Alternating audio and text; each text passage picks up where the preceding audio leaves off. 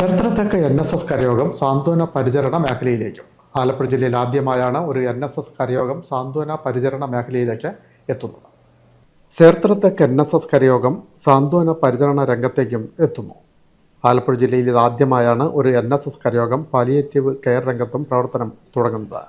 NSS കരയോഗം convention സെന്ററിൽ നടന്ന ചടങ്ങിൽ doctor M. Ravindranathan MD Suhrutham clinic and palliative കെയറിന്റെ ഉദ്ഘാടനം നിർവഹിച്ചു.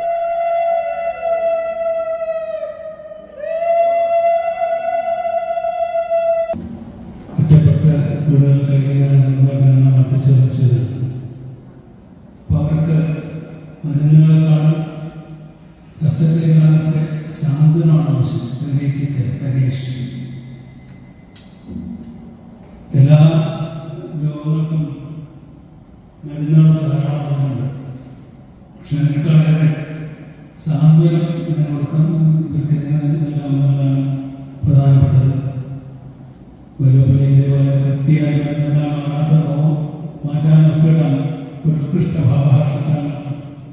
NSS ഡയറക്ടർ ബോർഡ് അംഗവും ചേർത്തല താലൂക്ക് യൂണിയൻ പ്രസിഡന്റുമായ പ്രൊഫസർ ഇലഞ്ഞിയിൽ രാധാകൃഷ്ണൻ അധ്യക്ഷനായി.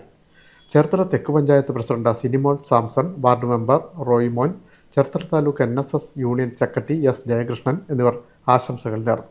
യൂണിയൻ കമ്മിറ്റി അംഗം CB Mohan Nair, Mukundapuram taluk union secretary S. Krishnakumar, NSS inspector U. Jayakrishnan തുടങ്ങിയവർ സംസാരിച്ചു.